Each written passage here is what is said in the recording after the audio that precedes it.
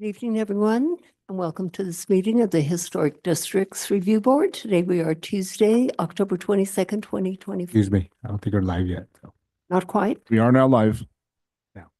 Now we are? Now we are. Well, welcome again, folks. And you know you're at a meeting of the Historic Districts Review Board, and we are October 22nd, 2024. And I call this meeting to order.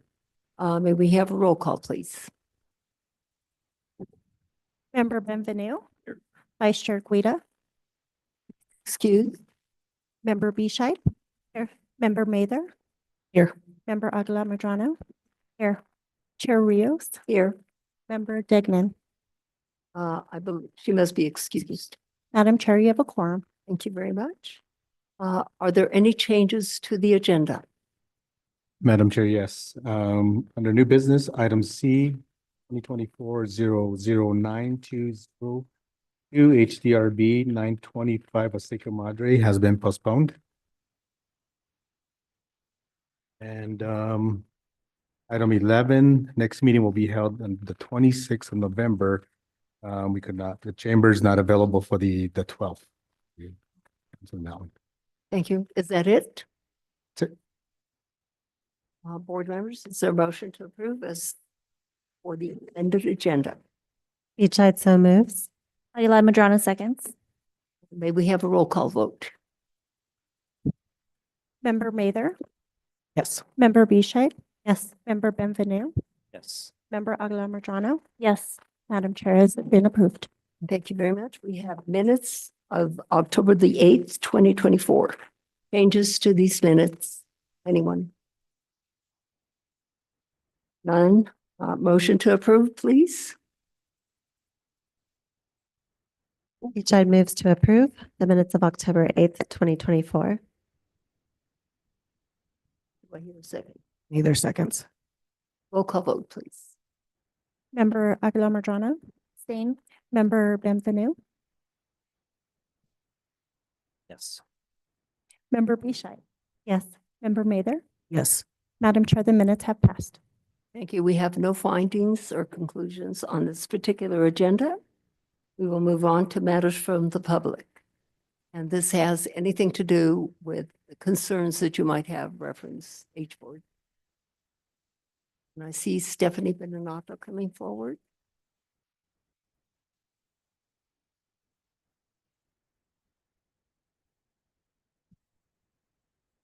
Good evening. I'm here in a couple of different items. One, I don't know if you're aware that there's now asphalt sidewalks being put in town, including in the historic district. There's a very small one at the corner where Joe's Pub is on Agua Fria. And I've seen one in my own neighborhood, which is very jarring. And I really don't know why the city is advocating asphalt, which has oil as a product, you know, as part of its makeup, and it absorbs heat, therefore raising temperatures in our town. But I bring it to your attention because it is in the historic zone. I also wonder how long it takes to enforce things or get things to change, because on Agua Fria, that significant house there by St. Francis, you had asked them to lower the fence down, making it irregular and putting the cross braces on the inside. And I haven't been back for a couple of weeks by there, but nothing had changed. So I just kind of wonder how long you let people go without actually making those changes. And then the other thing, and unfortunately, there's only one member who was here last week who voted on the house, the demolition of that house.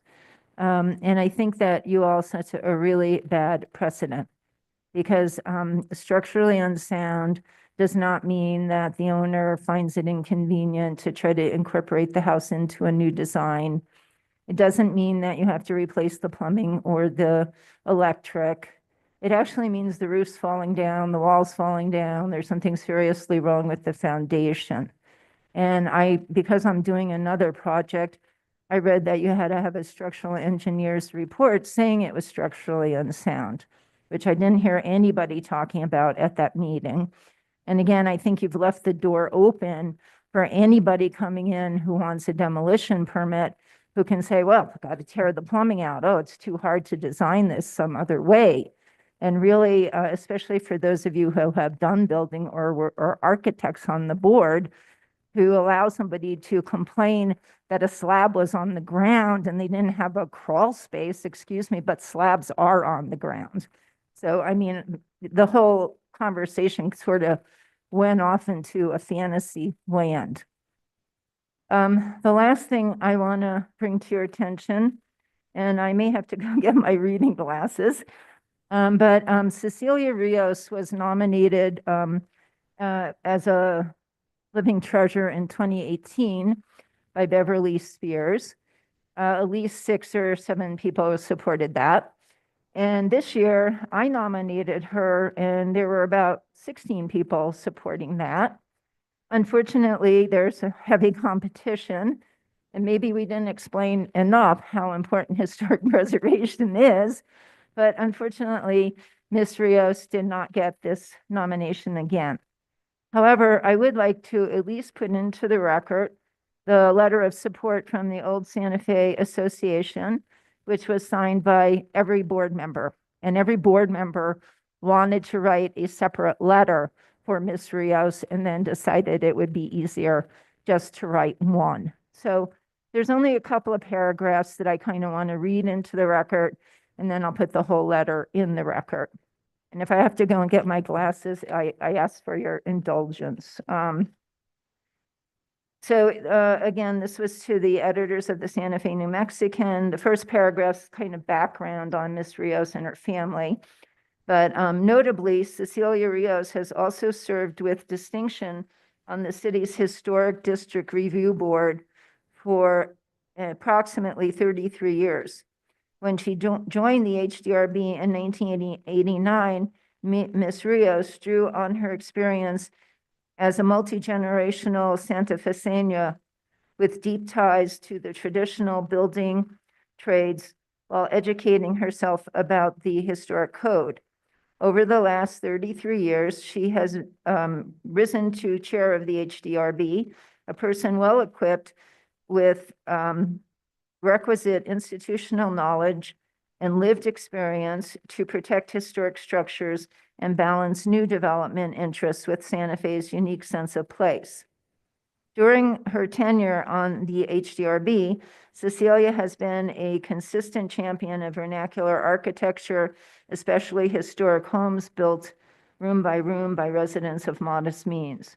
As the chair of the HDRB, Cecilia was votes only in the instance in a tie among voting board members, but her expertise and understanding of the city's historic fabric enables the HDRB to preserve Santa Fe's famous streetscapes and honor longstanding building practices and give context to multicultural traditions that distinguish Santa Fe as a city different.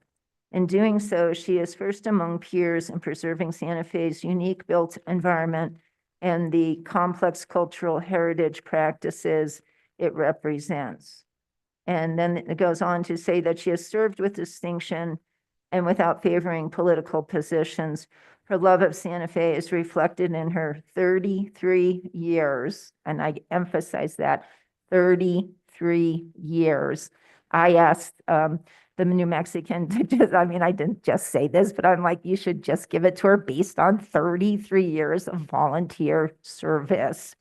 But anyway, based on her 33 years of service, in addition to her continuing to help run an essential traditional wood yard in the historic zone. And so thank you, Cecilia. And I just want to give you some public recognition. Thank you. Thank you. Thank you all. Time flies when you're having fun, doesn't it? And 33 years has gone by like that. I used to be young and now I'm just young at heart. But I do want to thank all of you who were involved in my nomination. And I do have to tell you, I really do not do this for the recognition. I do it for the love of my city. and because I believe that we should fight for our traditional architecture here in Santa Fe. And I think that is of utmost importance. And I think that all of us that are involved in this, whether we are board members, whether you're architects, or you are individuals that own homes here in historic districts, you should be, you should educate yourself in your neighborhoods and study your neighborhoods and see what your neighborhoods offer and try to preserve that and continue those traditions, because they're important, because you're honoring our ancestors. You're honoring the people that came way before us. It started with the types of architecture that we have right here in this beautiful and unique city that we have, that I love. But thank all of you. And with that being said, we will move on to the next thing on the agenda, unless there is someone else in this audience that wishes to speak.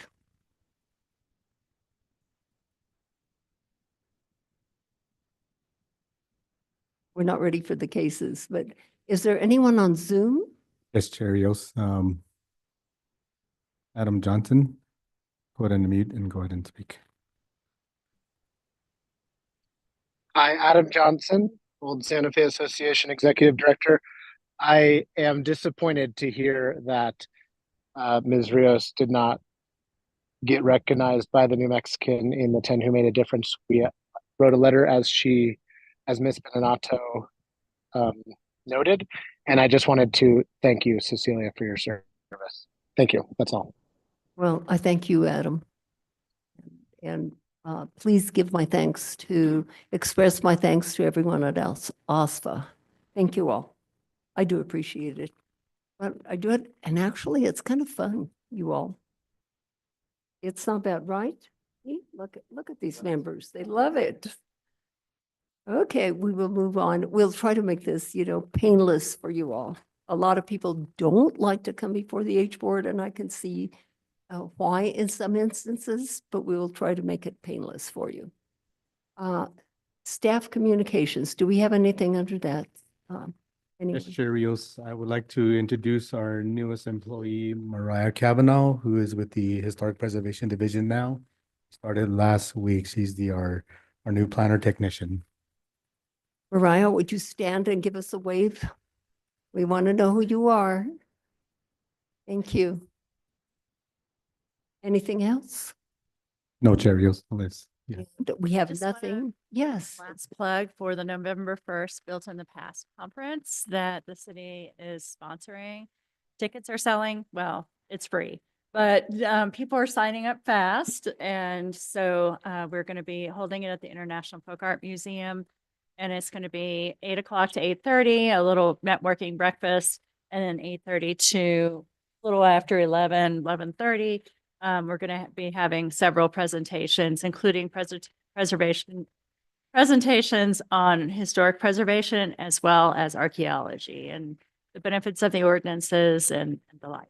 So I invite everybody to participate if they. Thank you, Heather. Anything else? No, Chair Rios. Thank you. We have nothing under old business, and we have 4 cases under new business. And with that being said, we'll move on to the first case. And Paul, that is your case, and is the applicant for 645 Garcia Street here. The applicants are here.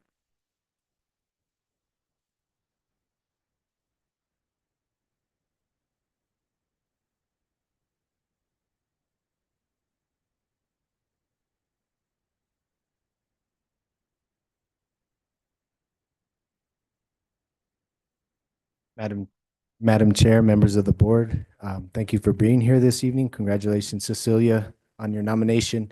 Hopefully next year. We'll be praying for that. In case number 2024-009042 HDRB 645 Garcia Street, located in the downtown and east side historic district, has received previously board approval to construct a 3,608 square foot residential structure on a vacant lot to a height of 14 feet 6 inches, where the maximum allowable height is 15 feet 11 inches. on a 0.38 acre lot. Lot 3 is in the Windmill Hill subdivision, where there is one established residence identified as Lot 1 and Lot 2, which is a vacant lot.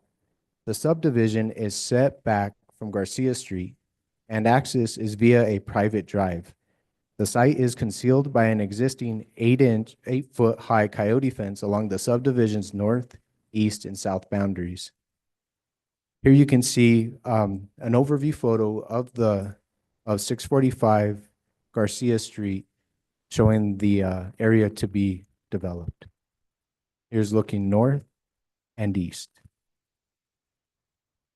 Here's an overview photograph looking at Lot 1, where there is a built residential structure looking south and looking west, where you can see the 8-foot tall coyote fence. On August 13th, 2024, in case number 2024-008759-HDRB, the board approved the construction drawing set with the condition that the stucco corners will be bullnosed. Staff gave a recommendation to the applicant for a 1-inch bullnose for the stucco corners. The applicant would like a 1/8 inch to 1/4 inch bullnose and believes the 1-inch bullnose staff has requested is excessive. Staff did an assessment of the surrounding 12 structures along Garcia Street where the property is located and collected an average radius of 3 3/4 inch bullnose. Staff is now requesting a 4-inch bullnose for the subject property. The applicant is coming to the board for clarification of the exact radius for the bullnose. Here's the general site plan of the location of Lot 3 in the northeast corner. Here's a general overview of the lot. Here is the approved proposed construction design. Here's a rendering from the applicant of the structure facing north.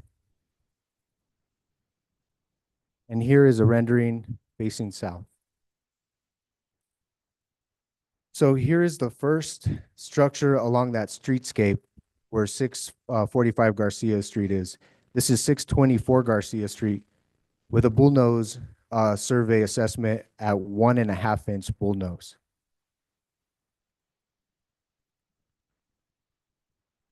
The applicant has provided staff with their assessment, and they took, I believe, over 20 structures within the historic districts, analyzing the different types of bullnoses. And here they, at 377 Garcia Street, a 1/4 inch bullnose.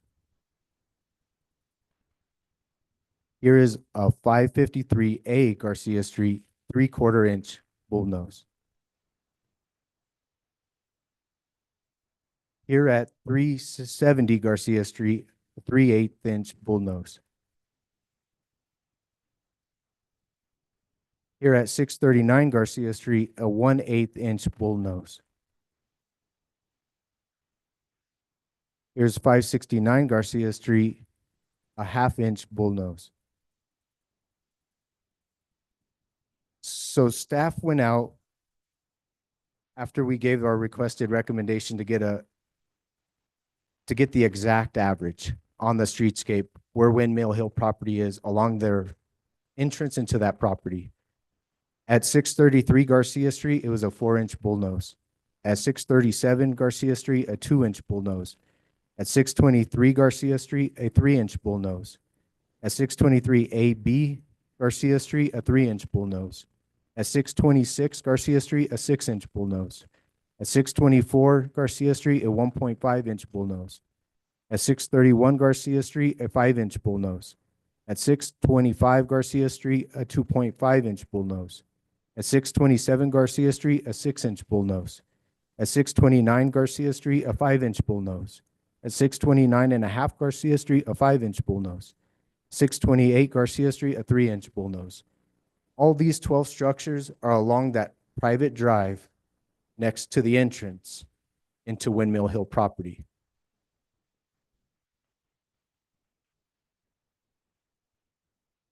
Here is 633 Garcia Street with a 4-inch bullnose. And this is the same type of bullnose staff is requesting for the bullnose for the new construction at 645 Garcia Street. Staff recommends the bullnose dimensions be 4 inches in radius, given the Garcia Street neighborhood bullnose average along the streetscape from the subject property, which complies with section 14-5.2D, general design standards for all historic districts, and 14-5.2E, downtown and east side design standards. Staff stands for questions. Thank you. Thank you very much, Paul. Board members, any questions at this time for Paul? Paul, I have one quick question. As I recall on this application, the applicant was asked on the house itself to round all corners, correct? Madam Chair, that is correct. Because they came to us and the corners were very straight, correct? Madam Chair, that is correct. Yes, ma'am. Has the applicant, and I guess I can ask the applicant, has the applicant expressed to you why they do not want the 4-inch bullnose? Chair Rios, I'll allow the applicant to share that with you. Okay, thank you. Applicant or applicants, will you? I have a comment. You do have one.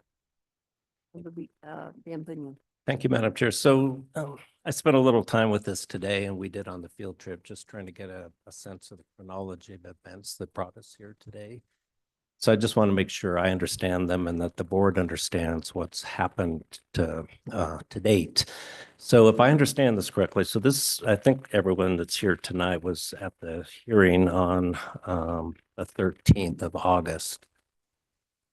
What was approved was, the motion was originally to approve it with eased corners. And that was a reference to the discussion we had had prior to the motion being made about the having rounded corners. And then there was a clarification in lieu of a friendly amendment to clarify with the moving member that by easing, what that meant was bullnosed. And the reason for that clarification request was that since I made it, I'll explain it, and I did at the time.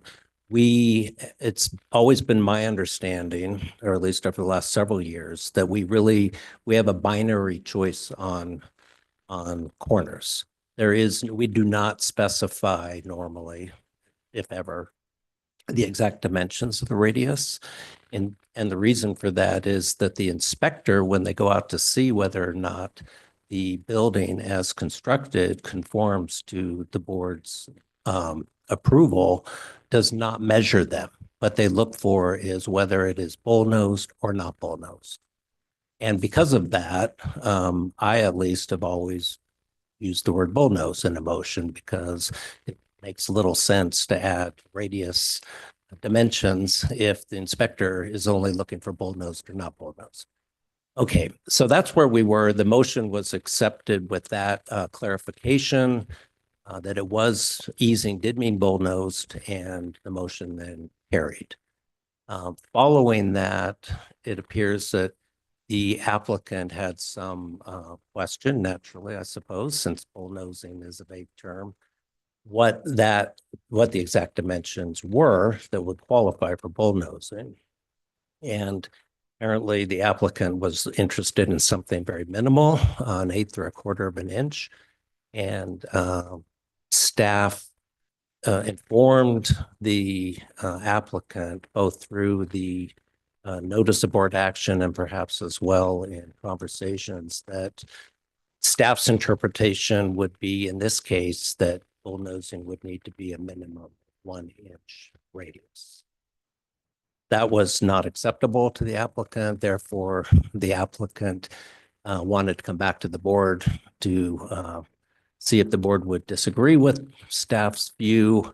Staff then created an entire new application with a new number, and that's what's before us tonight is in essence a fresh start just on the question of what should the corners be.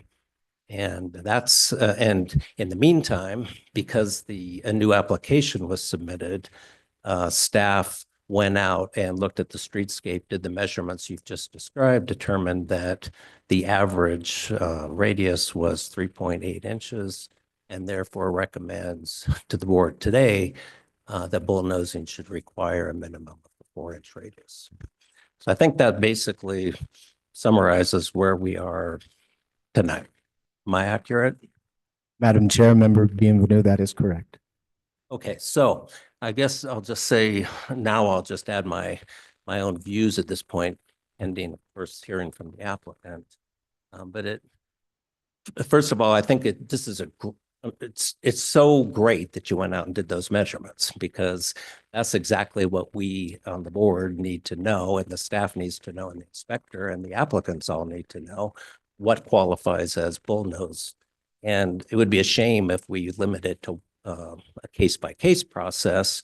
What I would like to suggest to the board and to staff is that we get something in writing memorializing the type of bullnosing analysis that you've performed, see if that's consistent with the district as a whole, which I think it will be, and then have something that states bullnosing means this radius.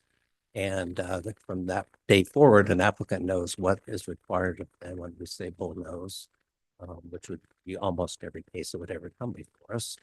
And the inspector would know whether or not the finished product actually meets the requirement. So I don't know exactly what procedure we need to go through, but I would highly recommend that we have some process to put that into writing. I don't think it needs to be made part of the code. I think it could be something that's just a policy document that we adopt, the same way we've adopted policy documents relating to the colors of stuccos that are permitted. So. Very likely be. For instance, on walls and fences, we also have guidelines that we follow. So it could be something that we follow. So I'll leave that as a thought that maybe we can follow up on and just start that process. Coming back to the issue before us tonight, it seems to me that I agree with staff that I've always thought that 3 to 5 inches is what bullnosing really is. That's a rounded adobe-like corner. 5 being a very soft corner, 3 being sort of minimal adobe corner. So that range and your proposal of 4, which is in the middle of that, strikes me as perfectly reasonable, particularly since that's consistent with the streetscape in this particular case. On the other hand, we do have this confusion that's taken place, and I feel that the applicant's already been informed that 1 inch would be acceptable. And in fact, twice really, once through the notice of board action that equated the bullnosing with 1 inch for this project. And then secondly, through when this was going to come before us last time with a recommendation from staff for 1 inch. So it feels a little bit to me like that's what I would call something like the law of the case that pertains to this particular application and its unique history. And again, pending public discussion and hearing from the other board members, my inclination would be to accept the 1 inch in this particular case due to that history, with a very clear condition that that is not to be construed as a board determination, that that's equivalent to what we would normally consider bullnosing and would be unique to this particular property. Those are my thoughts. Thank you for your comments, Member Benvenue. Paul, did you want to comment in reference to what Member Benvenue just said? Madam Chair, Member Bienvenue, that was quite eloquent. Thank you for sharing that. That was, it was very thoughtful what you shared, and staff will agrees with what Member Bienvenue said. You're with a 1 inch. I mean, we don't know where this is going, but you are okay with the 1 inch bullnose radius. Madam Chair, yes. Any other board members wish to comment at this time? Yes, Member Mather. Just a question. Would it be neighborhood dependent? Because all of these were taken on Garcia, right? Or that sort of easement on Garcia Street? Or would it be sort of wide, historic district wide?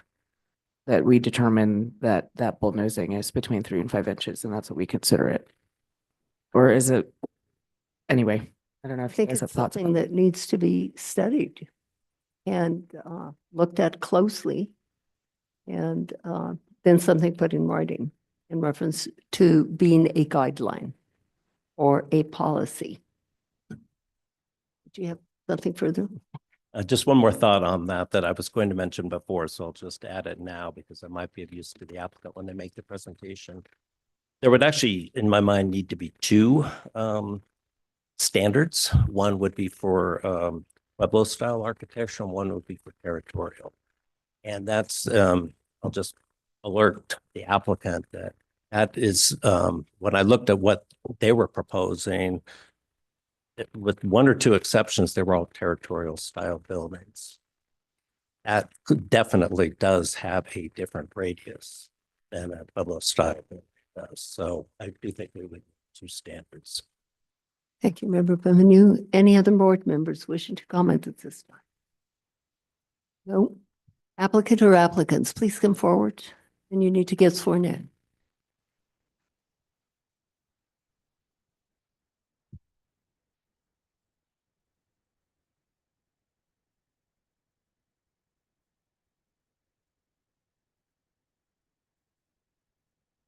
Please raise your right hand and state your name and address for the record.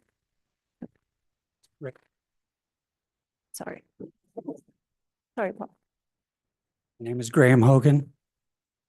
Address? I live at 1 de Bajo de Ojo in Placitas, New Mexico. Great. Do you solemnly declare and affirm that the testimony you have referenced to this item shall be the truth and nothing but the truth, and do this under the penalty of perjury? Do. Thank you.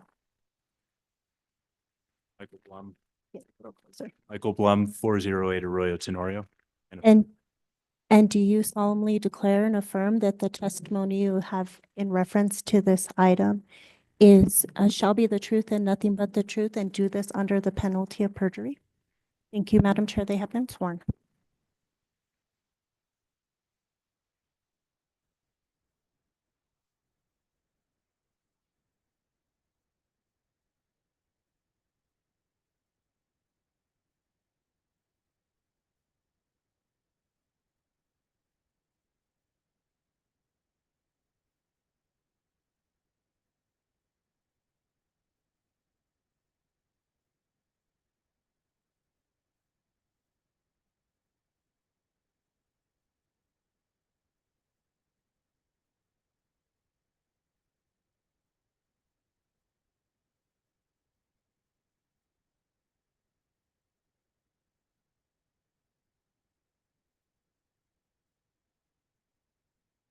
Okay, are we ready? Evening, Mr. Hogan.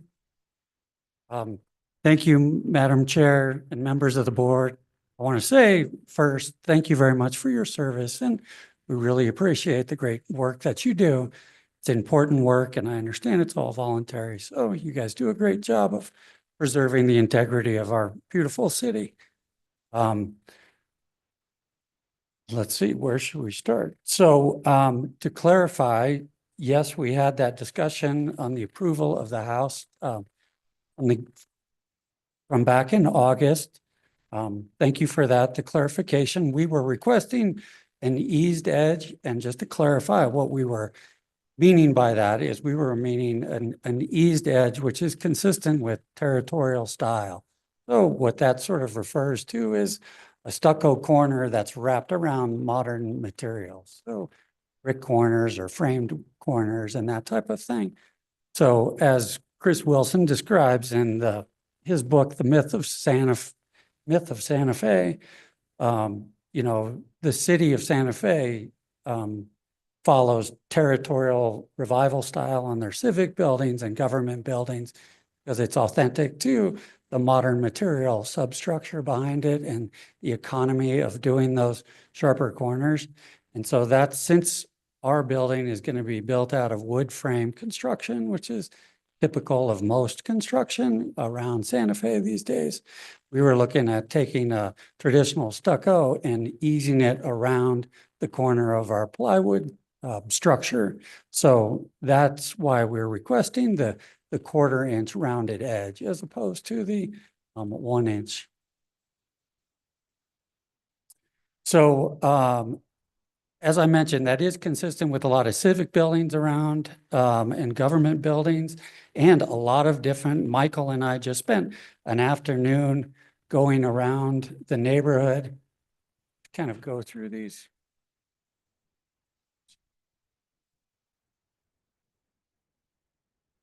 So we surveyed over 30 plus buildings, and I'll just scroll through these quickly, but these are all houses around the neighborhood that show tighter than 1 inch corners. So these are more consistent with the type of corner that we were looking at doing.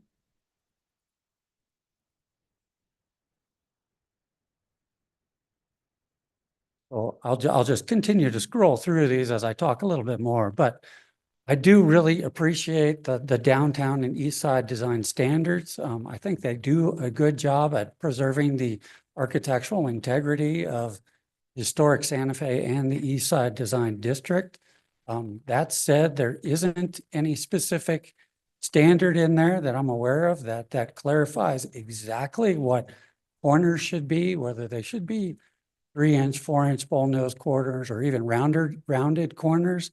There is the note in there that does talk about following Pueblo Spanish, Indian, and or territorial style.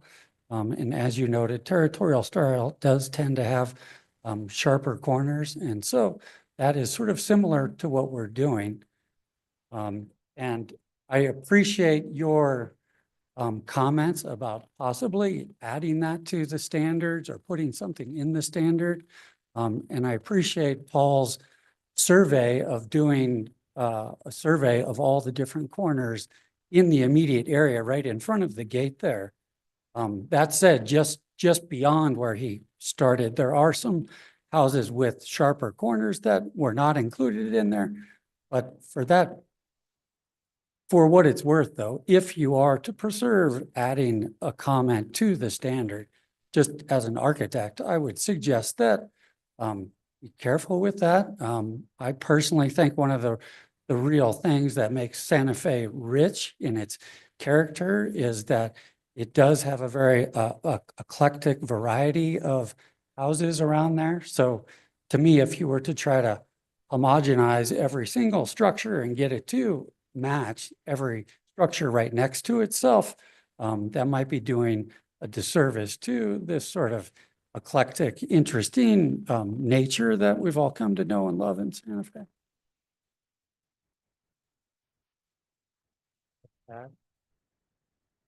Say something, Michael? No, thank you very much.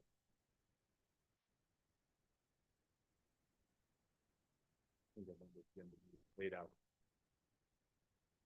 circumstances, action letter. This corner questioned, see if the possibility of ordering design the house we were fortunately we had fourth member but without recommendation.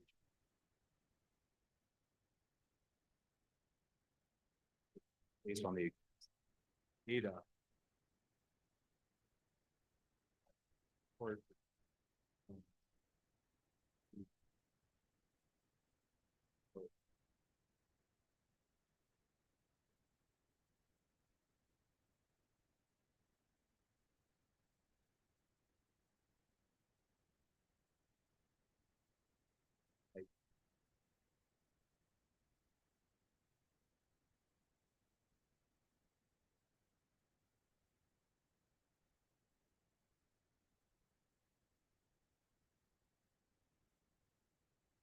So you are agreeing to the 1 inch?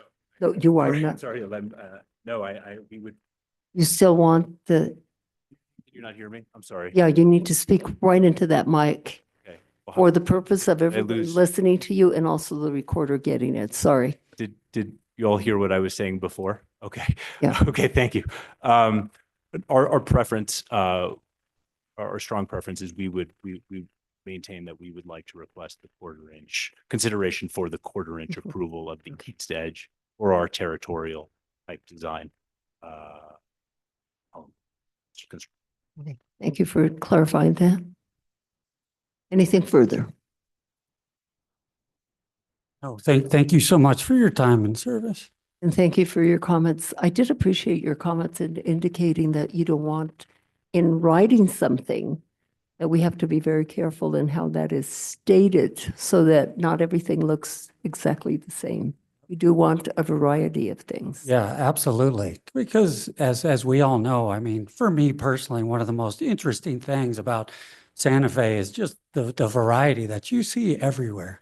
And when I think of trying to homogenize things and design things that are exactly like its neighbor, that starts to bring up notions of like typical giant mass-produced like subdivisions you see throughout the United States and stuff. And Santa Fe is exactly not that. And that's what makes it so rich and special. Let's see if board members have any questions or comments. Board members, questions, comments? Member Beachside. Thank you, Madam Chair. This is a question for the staff, just to understand how we got to the 1 inch direction. The minutes from that meeting are not included in our packet that I can find. But I do remember this discussion and Gary was nodding his head when Member Bienvenu was describing the course of inspection for a bullnose versus not a bullnose. You agree with that? There's no measurement taken in the field. It's just either rounded or not. That's correct. When I used to go out into the field and do an inspection, I would just check to make sure that's rounded. Yeah. I did not measure. Right. So I guess for Paul, what was the basis for the 1 inch direction from staff?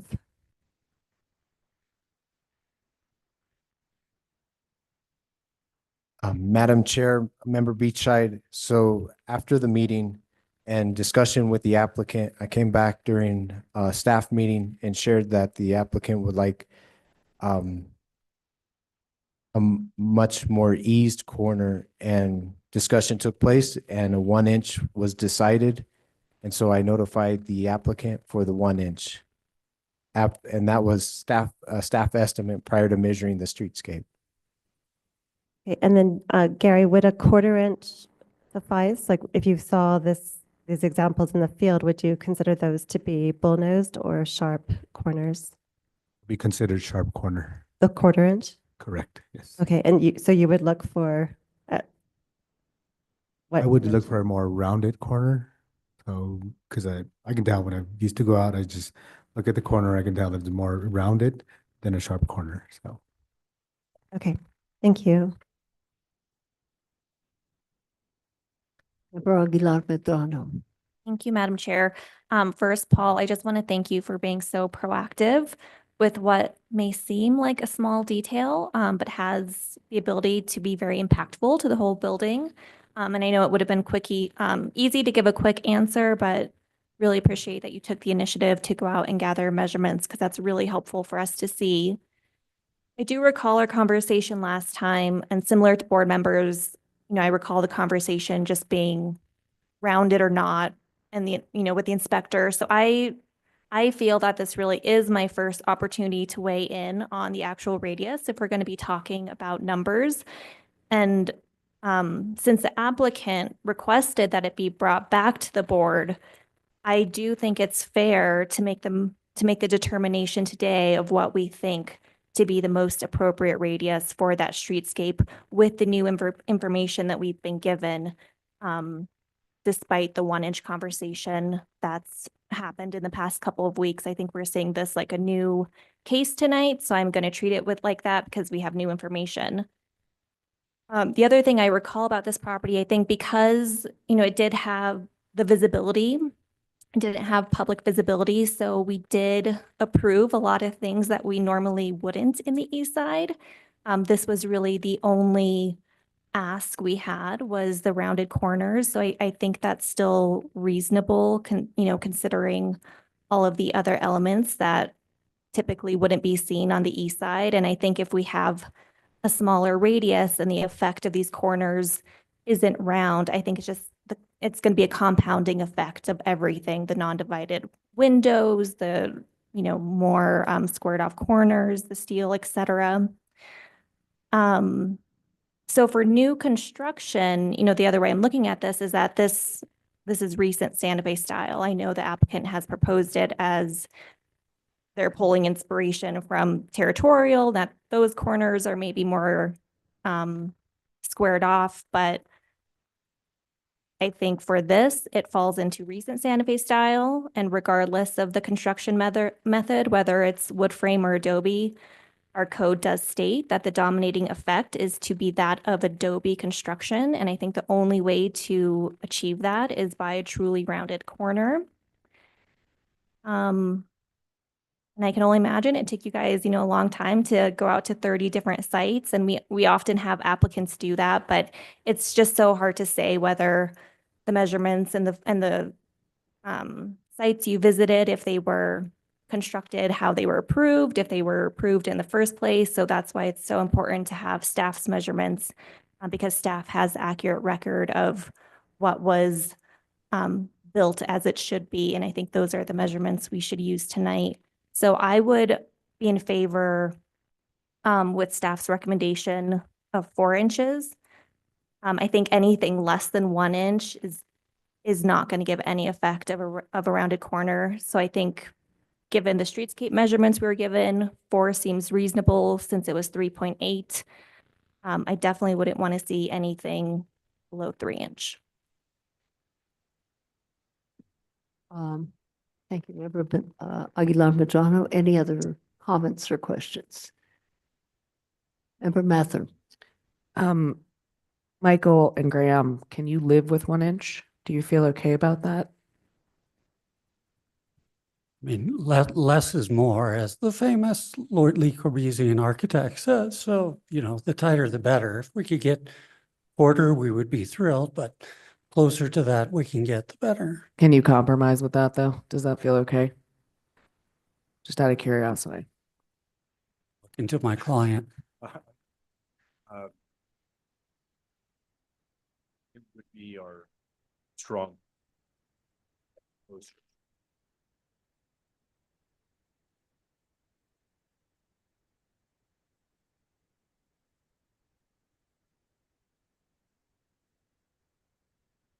Sorry, realize you couldn't hear me. We, as I was saying, we believe that, closer to a 1/4 inch would go fit better with our intended and proposed design based on our survey. I really designed the home for this lot. Thank you so much. So I have a question for Heather or Gary or even Paul. So this is a recent Santa Fe style, but leaning towards territorial. So what is appropriate for those radiuses?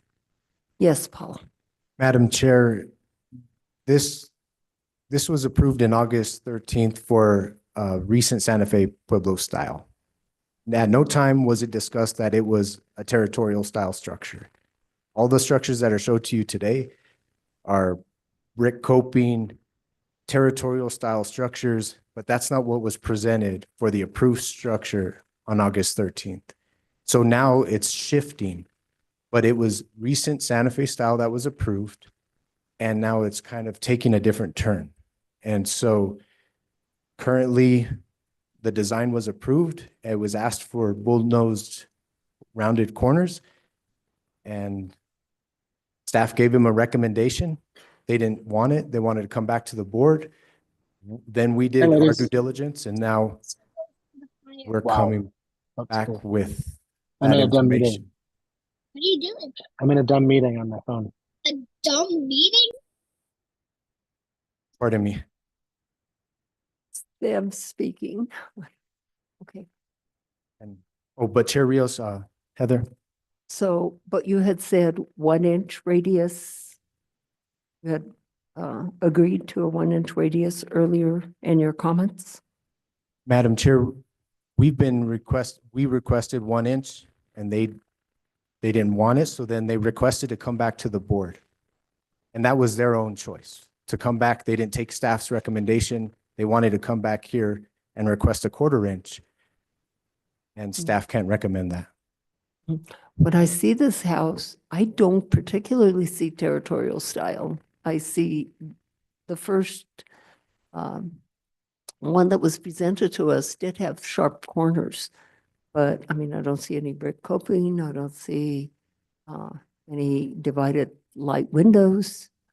Do you wish to comment, Mr. Hogan? Yeah, sure. Just to clarify, I mean, when we were designing the house, we followed recent Santa Fe style in the design guidelines. And when I say recent Santa Fe style, it doesn't clarify recent Santa Fe style Pueblo or territorial or what. We just stayed true to, I guess I can give you I don't know the exact number on it, but it's basically recent Santa Fe style in the design standards for the east side. So we followed all the different recommendations and standard in that style. Does that answer your question? Sorry. Well, We weren't now trying you're to kind of follow. leaning towards, I keep hearing you indicate territorial. Well, not specifically. I guess we're just saying that the corners itself, that's what we Okay. were emulating because Okay. territorial style is typically wrapped around modern materials, which is what our structure will be. Yes, Heather. Chair Rios, with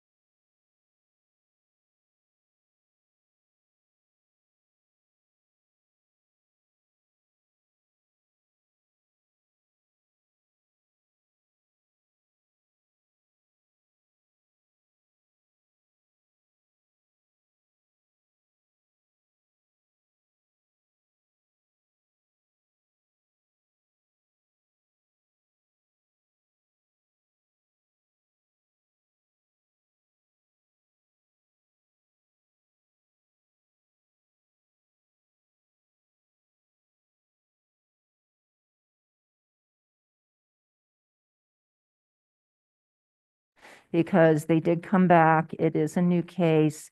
You have new information. And on Garcia Street in that area, there are many adobes still there. They have significantly rounded corners. And if you're going to be in harmony, then, round the corner. And a minimal is 1 inch. And I do appreciate the idea of having a policy statement, because whenever it was said, well, we'll just say round the corners because we can't really state a radius. Well, you could, they just have to measure it. So I think maybe, if you want to ease up on territorial, I don't really know why, you could do 1 to 2 inches, and then you could do 3 to 5 inches on ones that are actually supposed to be in, like a Pueblo revival or Spanish Pueblo revival style. But again, I do appreciate Ms. Aguilar Madrano's comments, and actually, if I was on the board, I would be supporting her point of view. Thank you. Thank you, Stephanie. Hi, good afternoon. Good evening. State your name and address for the record, please. Elizabeth West, 318 Senate Street, Santa Fe, New Mexico. Do you solemnly declare and affirm the testimony that you are going to give on this item shall be the truth and nothing but the truth, and do this under the penalty of perjury? Yes, I do. So much. Thank you. To help me express what I'm about to try to express, could you bring up the pictures of the building in question?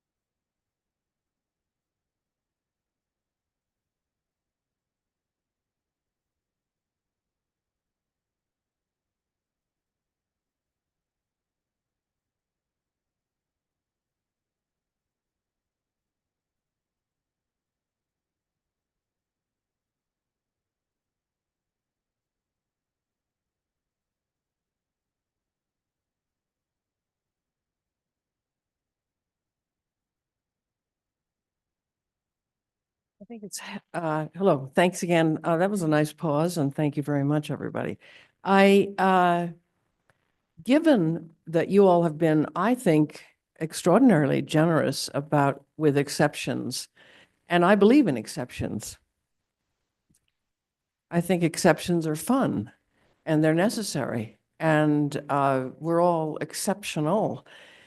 But when a bunch of them gathers together, and then one other relatively small one, and this is my opinion, I don't mean to be insulting in any way, a relatively small addition to the pile of exceptions is being presented the way I think it is this evening, I think it would be better to go with at least 1 inch. I do not think you should shrink it in any way. And I really hope that the architect and the potential owner of this place will understand that if you decide not to use Adobe, but you're going to kind of use some of the effect of Adobe in an environment, you're going to have to make compromises on the outside. And I know there are a lot of people who say, well, you're just Disneyland here. No, we're not. We are trying, and you all do an exceptionally good job. We are trying to honor the past, our history. And I think Ms. Lamboy referred to this too. So I kind of feel a little twitchy about trying to go less than 1. I think you should recommend more than one. But thank you very much, and thanks for bringing this up. Thank you, Elizabeth. Please state your name and address for the record. My name is John Eddy. My address is number 14 Avenida Campo, Santa Fe.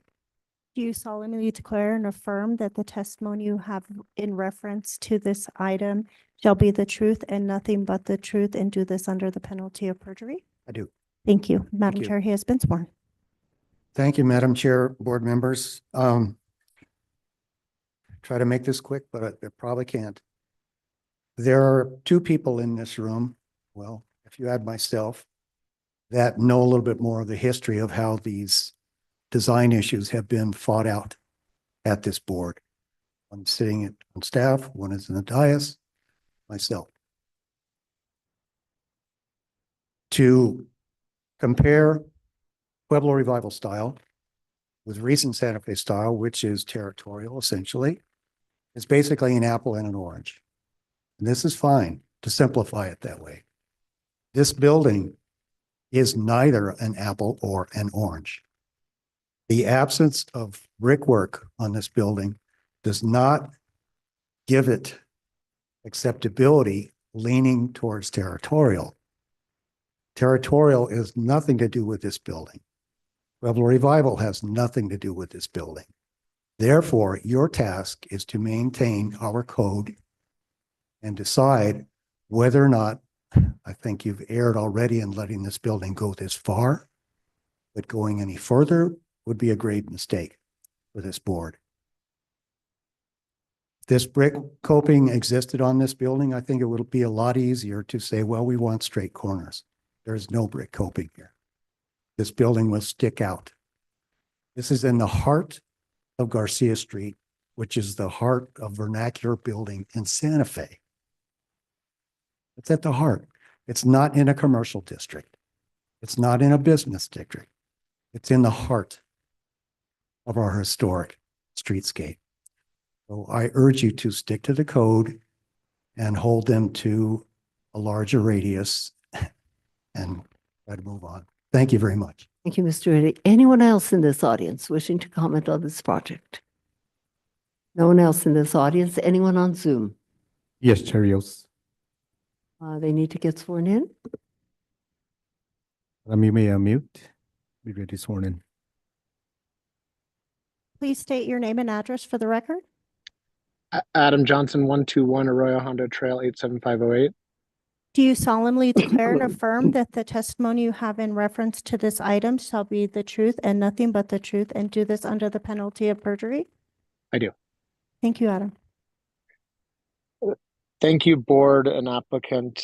I missed some of the discussion because the audio cut out and I was wrangling my daughter, but I heard the applicant's testimony and some of the discussion, and then the audio picked up again and Ms. Bendenato's comment. So apologies if I, missed something crucial that was discussed. I'm agnostic about the bullnose in particular because the property is not visible from the street, but I am concerned, and I disagree with some of my colleagues with the procedure that has that was laid out by member Bienvenu at the start of this meeting.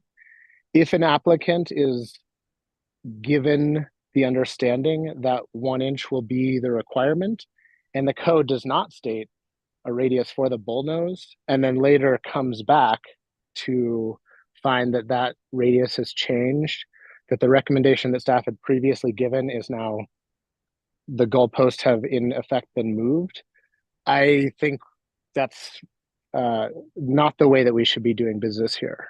We need to follow procedure. We need to follow code. But since the code doesn't dictate a radius, we can't keep moving goalposts around for applicants.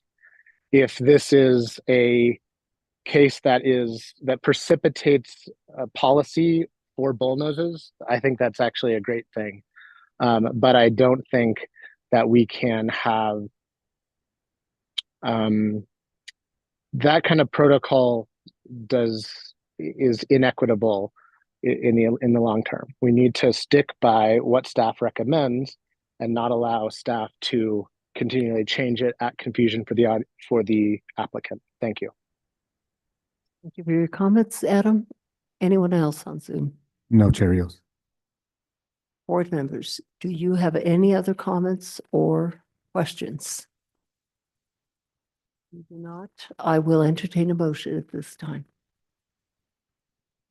Member Aguilar Madrona. Thank you, Madam Chair.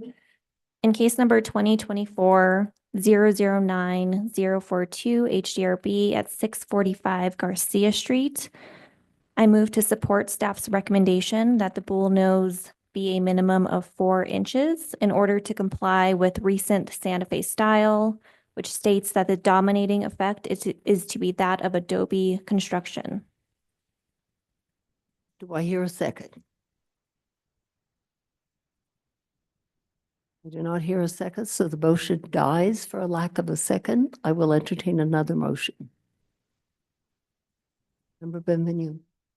Thank you, Madam Chair. So first of all, let me say I do agree with what was just stated as far as the appropriate radius for a bullnose corner in both this streetscape as well as in this district. And I hope that that's where our policy ends up. And I hope it ends up being written in the near future so that we can avoid this uncertainty in the future. But I do think between 3 and 5 inches is what would be considered a minimal or the range of an acceptable bullnose in order to achieve the effect of adobe construction. So as I said before, however, I think that this case does present unique circumstances due to confusion in communications with the applicant. So I will make a motion in 2024 009042 HDRB 645 Garcia Street that the original recommendation of staff be adopted, that the bullnose dimensions be a minimum of 1 inch radius, and that the record be clear that this determination would be unique to the circumstances of this property, would not be considered in any way a precedent for what would be acceptable in this streetscape or district in any other case to come before the board, and should not be used in any future calculations of average bullnose radiuses. And do I hear a second? Beachhead will second. May we have a roll call vote, please? Member Mather, Yes. Member Bescheid, Yes. Member Benvenu, Yes. Member Aguilar Madrano. No. Madam Chair, your motion has passed. Thank you all this evening. Next case is located at 710 Canyon Road. This is Lanny's case. Is that applicant here? The applicants are here.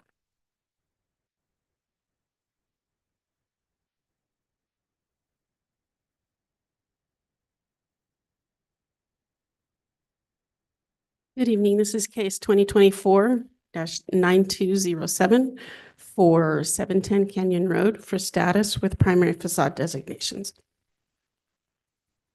710 Canyon Road is on the south side of the road to the west of Camino del Monte Sol. The commercial property includes 2 structures. The front building faces the street and was constructed before 1912. The back building was built in 1988. And is non-contributing due to age. Front building was previously a residence and is contributing to the downtown and east side historic district. The front structure is a square structure with thick adobe walls and a pitched turn plate metal roof. The northwest corner has a long, narrow wing addition. The north elevation facade 1 has a gable roof with craftsman influence, including unpainted patterned shingles, knee braces, and grouped narrow wood windows in the attic. The ground level has thick adobe walls with few openings containing pedimented windows and a door and an inset porch lined with stout square posts. The east elevation, facade 2, faces the gravel driveway and holds one window, and the wall is supported by a raised concrete foundation. The south elevation, facade 3, is ground level, features an addition, which according to the historic survey was constructed between 1966 and 1973. The addition is constructed with a flat roof and frame with a single glazed door opening near the west end. A portal traces the edge of the addition and continues along the east side of the wing.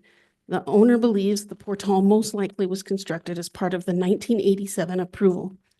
However, the case file is not available for confirmation. The upper level maintains the feel of the Craftsman, but without the shingled siding. There are paired single light windows at the center of the gable, and the west elevation, or facade 6, is simple housing with a single window. Long narrow wing, facades 4 and 5, is a mix of adobe and concrete masonry with recent windows and a door. The 1966 aerial shows the wing composed of 3 separately roofed structures. The 1973 aerial shows the 3 structures under a unified roof. The rear wing has been modified in recent decades. There have been doors and architectural details removed.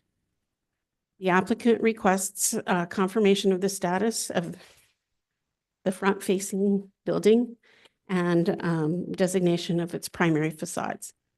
Staff finds that the Craftsman influence of the unpainted patterned shingles, narrow wood windows, knee braces, pediments, turnplate roof, and thick adobe walls are architectural elements worthy of preservation, and recommends that the north facade, or for facade 1, be designated as primary for this contributing structure. Staff recommends the historic status of the structure be maintained as contributing, and the north facade, facade 1, be designated as primary due to the Craftsman influence of the unpainted patterned shingles, narrow wood windows, knee braces, pediments, turnplate roof, and thick adobe walls, per section 14-5.2C, designation of significant and contributing structures. Thank you very much, Letty. And so this building is over 100 years old, correct? Yes. Yes, that's over 100 years. Yeah. This building, I find it very interesting. It's right around the corner from my house, and I find the ownership of this building in particular very interesting, because it was first owned by Senas, and Senas happened to be in my line of relationship on my mother's side.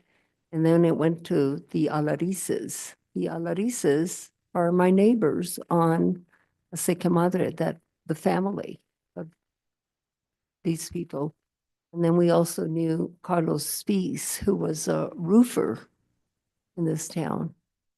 And then we all know about Hamilton's, Mr. Hamilton, who was associated with Georgia O'Keeffe. So I found that very interesting, and I've been wanting to know about this house forever. And of course, I knew little bits and pieces of it, but I wish I could go inside. Oh, also Laurel, the Seths owned this house for a while, and Laurel Seth also, her mother had a gallery there, and then Laurel had ran the gallery, and Laurel sat on this board at one time. So lots of connections, lots of history. But Lenny, thank you for your report. Let's see if other members have any questions at this time. No questions? Applicant or applicants, please come forward, get sworn in.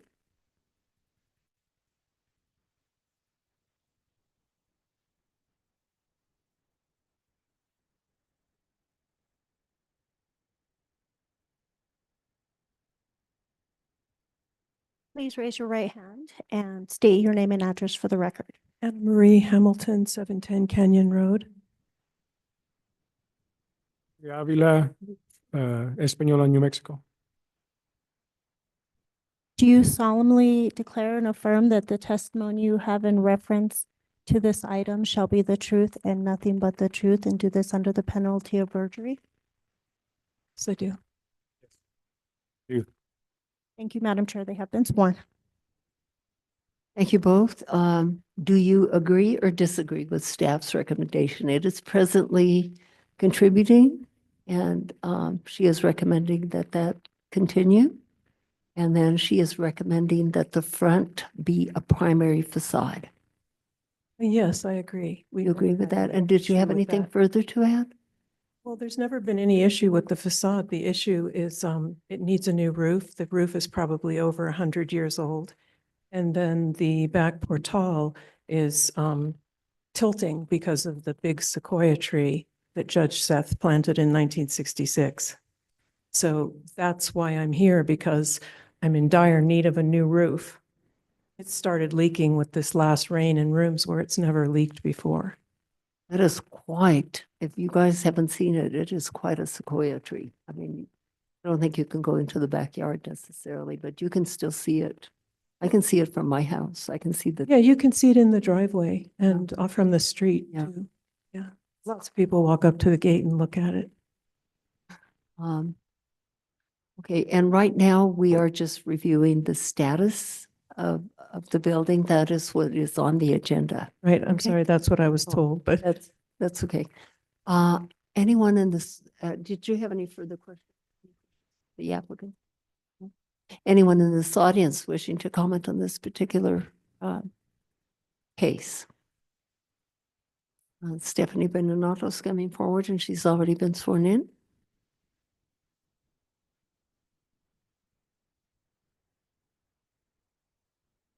Stephanie Beninato.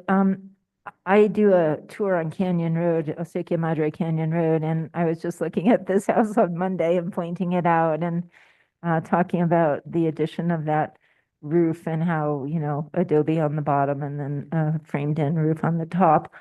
And I hope you follow staff's recommendation. I just wonder why another facade wasn't considered. I'm sorry, I don't remember which one it was, but there was one with several windows on it. And I'm just wondering why that wasn't considered to be suggested as a primary facade. Thank you. Thank you. If you wish to comment, Lanny. So the east and the west facades each only have one window. The south facade, we did not recommend that because of the addition that was on there. Thank you, Lanny. Mhm.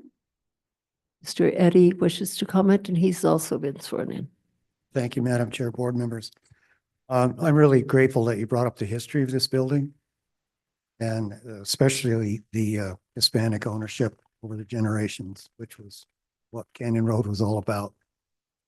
Gene Seth Gallery essentially was, correct me if I'm wrong, Madam Chair, but the first commercial gallery on Canyon Road that was not simply an artist having a gallery out of their own studio. That's how I remember it.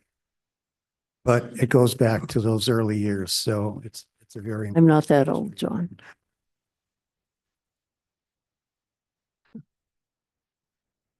Moving forward. A lot of great stories came out of those Seth years in this gallery. You know, it was a really interesting melting pot for Santa Fe artists and out-of-towners buying art. Anyway, we'll leave that for another time. I only have one word of caution for the owners, and I know they're sensitive to this already. But if their portal on the backside is upheaving, then that's a sign that that sequoia tree is trying to coexist with the house still. So I would urge extra caution in their approach to remodeling anything on this house so that they don't get into the ground and disturb roots. Because disturbing roots in a tree that big may seem like it's not going to cause a problem, but it will. So I'm sorry, I'm probably telling them something they already know. But I urge the board to continue contributing status for this property. Thank you very much. Thank you, John. Anybody else? Nobody else? And anyone on Zoom? No, Cheerios. Board members, are you ready for a motion? I am. Member Beachlight. Thank you, Madam Chair. In case number 2024-009207 HDRB at 710 Canyon Road, I move to adopt staff's recommendation to maintain the status of the house as contributing with the north facade as primary. Aguilar Madrano seconds. Roll call vote, please. Member Benvenu, Yes. Member Bescheid, Yes. Member Mather, Yes. Member Aguilar Madrano. Yes. Madam Chair, the motion has passed. Very much, and thank you both. And we'll probably see you in the future or perhaps. Next case is located at 626 Gomez Road. Is that applicant here? The applicant is here. Letty, this is your case. Yes, Paul is here. Oh, okay.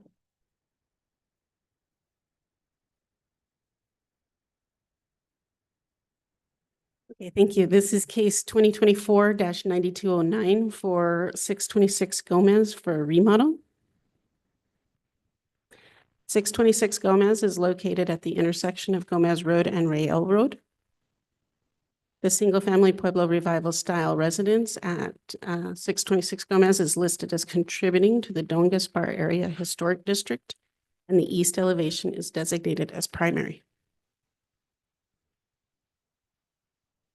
According to the historic surveys, the original construction date is listed as 1935 to 1942. Evident in those surveys, site plans, there's an addition that was constructed on the west elevation between 1982 and 1995.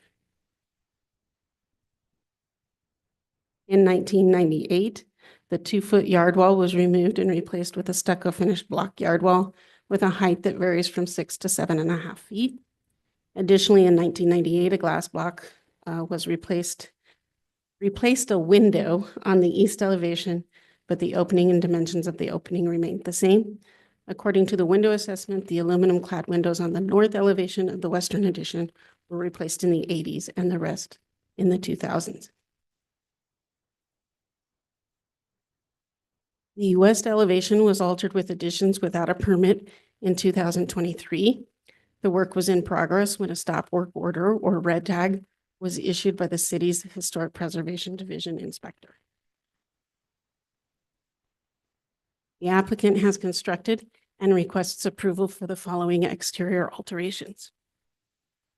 To construct a 57 square foot portal on the south end of the west elevation to the maximum allowable height of 12 feet 10 inches. The wood posts and beams are painted blue to match the windows, and the portal is roofed with a corrugated metal with matching fascia and flashing. Construct a 95 square foot portal with storage addition in the middle of the west elevation to the maximum allowable height of 12 feet 10 inches. The wood posts and beams are carved and have a clear sealer over the natural wood. The portal is roofed with corrugated metal with matching fascia and flashing. Construct a 57 square foot portal on the north end of the west elevation to the maximum allowable height of 12 feet 10 inches. Wood posts and beams are carved and have a clear sealer over the natural wood. The portal is roofed with corrugated metal with matching fascia and flashing. They also have not yet begun, but would like to construct a coyote fence to a height of 6 feet with varying latillas on the west property line. The existing residential structure is 1,477 square feet. The new additions are 210 square feet, or 14% of the existing footprint. Staff recommends denial of the proposed project because the design and materials are not harmonious to the adobe structure. Therefore, the application does not comply with section 14-5.2D, general design standards for all historic districts, or 14-5.2H, the Don Gaspar area design standards. Stand for questions. Thank you, Lanny. So the 6-foot coyote fence, is that publicly visible? That's in the rear of the house, correct? Yes, that's the rear of the house. And what is the length of that? And perhaps the applicant will know. Yeah, I think that was like And that's not visible, correct? correct. And Unless you're so, standing in their driveway. and why do you feel that these, okay, these are three independent porches, correct? Correct. And you are indicating that the materials being used are not in harmony with the home itself. And can you be a little bit more specific of why? The house is an adobe house. It's in Spanish Pueblo Revival type style. And these are more of a, let's say, I don't know what style I would call these. It's a little more modern. It's they're not in keeping with the style of the house. Because you feel that a corrugated roof falls into the category of more modern? Because they have Well, it's not just the roofing. I mean, the posts are modern. posts. The design itself is very modern. There's no stucco on the addition. It's just like a wood piece. And I don't believe that it's going to meet building permit requirements for building code. Thank you. Any other questions or comments at this time? Member Benvenue. Thank you, Madam Chair. So, yeah, picking up on those comments, we talked about this on the site visit today. You know, I guess my reaction is I certainly agree that it's not it's not very well designed. None of the porches are very well designed. They're just tacked on and they don't have any particular style to them. On the other hand, to me, they're not really inconsistent with that kind of addition to a house, especially that's not even a room, but just you know, an overhang that you see in a lot of older buildings in the historic districts that are basically owner-built additions and that they weren't designed by an architect. They were probably, most of them never approved by anybody. Someone just went down to Furrows or now Home Depot and picked up the materials and slapped it together to get some protection from the elements. So, and looking at it from my perspective, it didn't really stand out to me as being very unusual, even though I do agree with you that if you were designing this from an architect's perspective, you would do a better job of integrating the materials and the design into the very beautiful house that it's attached to. So that's part of my thinking about it. The second is that it's in the back of the house that has some small visibility if one was really attempting to take a look at it down the driveway, but it's basically not publicly visible. And then in looking around the neighborhood, there is a house almost directly across the street that's got a couple of portals that were probably added onto them as well that actually are on the streetscape that are not hugely dissimilar from these overhangs here. They have very, very simple squared off posts that are painted white. They have a squared off overhang with a corrugated metal roofing of some sort on top. And there's several of them two portals on the same house across the street. So given all that, I think it would be, from my perspective, a lot to ask for someone to take all of this down and rebuild something that would be more harmonious. And what I'm wondering is, from your perspective, is there something that could be done to what's already there to meet what you would consider to be more sufficiently harmonious with the building? For example, you just mentioned the little structure that's probably storage or covering up some kind of utility feature that's not stuccoed. So that would be an easy fix to stucco that. Is there anything about the posts or any other aspect of these really simple portals that could be modified in some relatively simple way that would make them harmonious, in your opinion? Is that something you could work with the owner on? I would be willing to work with the applicant to come up with something, but off the top of my head, I can't think of it. Okay, well, that's more what I was said. Didn't mean to put you on spots. Here are the three things I want them to do. So much as, could you imagine being able to work with what is there and find something some compromise with the applicant that would allow them to keep what's already been built, but make it more harmonious. Is that feasible in your mind? Yes, I think staff would be willing to do that. Okay. Mhm. Great. Thank you. Lanny, could you please bring up the pictures, the actual photos? Those are the ones that are built.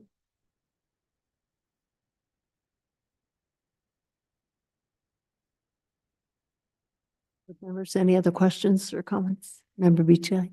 Thank you, Madam Chair. Lonnie, just to clarify the sequence of events, did this board hear the status case following the construction of these 3 portals? Yes. Mhm. And so at that time, the determination was that it remained contributing even with these additions. Is that correct? Yes. Mhm. Thank you. Any other comments or questions? Anyone in this audience? It looks like Stephanie wants to say something. Anyone Applicant's else? turn. The Pardon? applicant needs to speak. Oh, applicant. I am so sorry, applicant. Of course, we want to hear from you. Apologies.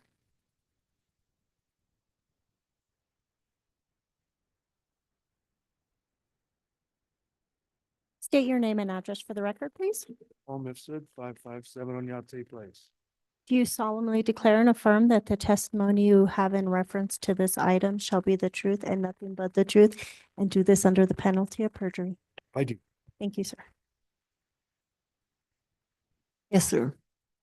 I can, I don't know, speak to the previous comments, I guess. Yeah, and please speak right. I was into the I mic. was engaged basically to handle, the administrative issues Mhm. that arose after status was requested. So, discussion previously, was around, is there anything done to these additions to make it more fit in with the style, the original style of the home? And honestly, I mean, what would that be? Putting a parapet, doing a traditional portal with a parapet. The back, this north side, or I'm sorry, west side, back of the house, doesn't have a parapet. It has the main house roof of the house just kind of overhangs like a foot and a half or 2 feet or something. And as you've seen, the house is raised off the ground, good bit, like 3 feet, a little more than 3 feet. And to do that, I think it would look out of proportion because it would be, way up in the air.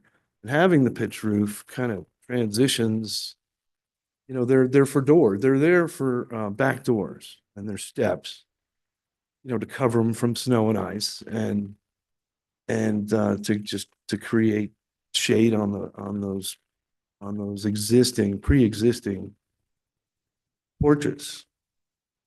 And so I think the shed roofs actually do better than a parapet would in both function and form. My opinion, as an architect doing work in the historic districts for over 30 years. The other question, I heard Lonnie say something about how it wouldn't meet building code, and I don't know how she knows that. There may be footings underground that you can't see or something, but everything that's visible appears, I mean, it's lacking a couple of handrails on steps and a guardrail in one location, which we've shown on our drawings.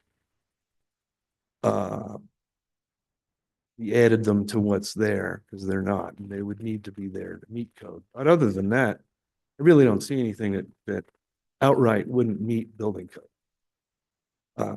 Without digging, seeing how they did the footings. So,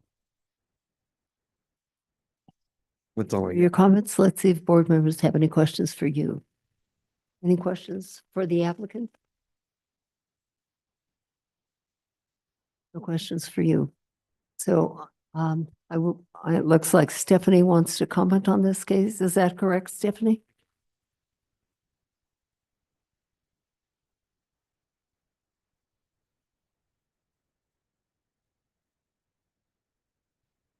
Stephanie Benanato. I was actually just standing in the back of the room because I was tired of sitting.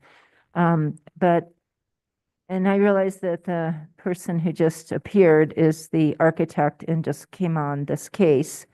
But I just feel like there's this sort of, oh, well, who cares? You know, there's something across the street. Oh, who cares? Maybe this really would have fit in.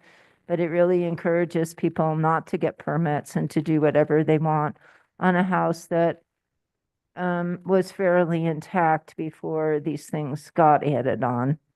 And I just feel like it's kind of rewarding people to say, gee, it's okay. It doesn't really matter. I also am, if the coyote fencing's on the back of the lot, no problem. But I would really be opposed to any kind of higher wall on the street there. Those walls are low walls for the most part on that side of the street. On the other side, some have gotten to be higher, but they're newer, higher walls that somebody prevailed on the board to allow them those higher walls. But traditionally on that street, it's low walls, particularly on that side of the street that this house is on. Thank you. Thank you. Sir, would you comment on that coyote fence? Because there was an existing fence there, correct? And would you let us know how, the length of that and where exactly it's located? Along the west property line. The existing fence was a slat board Right. fence that's laying on the ground now because it fell down. And it spanned probably about 15 feet from the property, the southwest property corner to the corner of the western neighbor's garage or building. There's a building there and the wall is on the property line of that building. So They that's want on the to, way back of the property, correct? it's on the, it's on the property line. And they just want to rebuild that fence and extend it another 10, 15 feet to the existing shed. And that portion would be up against the stucco concrete block wall of the neighbor's building, be shorter than their building. So that's why the elevations of the fence show the pretty side out for the portion we're replacing and the pretty side in the portion that's up against that building. Because there is no other side of it. It's up against the building. Just as a curiosity, did the owner express to you why they did not combine? I can see why they did not combine this first fence that has the steps, why they did not combine the other two, rather than having the three portals? porches. Why did they not combine the other two porches? Any idea? I don't know. I think they were just working with what they had there and just trying to cover the three openings, doorways coming out of the back of the house. But honestly, I don't. Thank you. Anyone else in this audience wishing to comment on this case? Yes, please come forward.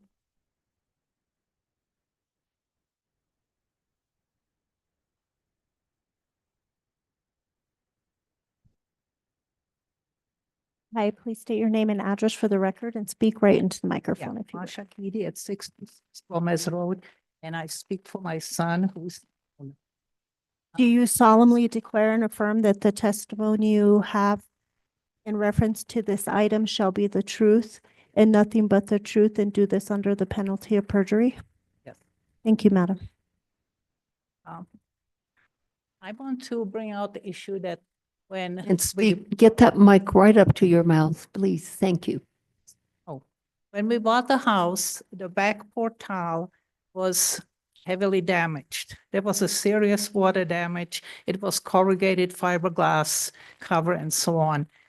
And those two entrances, it's like with two units. They each enter steps. You have to go upstairs. So the point was to simply prevent, shelter the entrance and have some sort of a, in essence, portal that would prevent, that would actually, how to say it well, make it more functional. I mean, that backyard was practically unusable. And as you have been there and seen it, I mean, it's very small. So in a way, what my son is trying to do, or what he did, is just make it more functional. Let's see if any board members have questions for you. Another comment, which I think would have, is clear that everything that's done is in the backyard, and it's to the addition, it's the non-contributing section, right? Nothing is done to the primary facades, nothing, the house, the original half front is the historical contributing, and all the work done here is done to the addition in a back, which was built in sometimes 70s. And that is non-contributing. That was already, decided here. Any questions? Yes. Member Benvenu. Thank you, Madam Chair. So yeah, I'd like to get a little clarification. And your last point is somewhat important, I think, for the board's consideration, which is when you talk about the back being non-contributing, you don't just mean the western facade where the portals are, but you mean an entire addition that was built onto the back of the original Pueblo house that we specifically removed from the designation of contributing, correct? Yes. I mean, you can actually see when you go down the driveway a distinction as you move along the wall, and then it becomes an addition that was built when, in your best of your knowledge. Yeah. When would you say that addition was added on?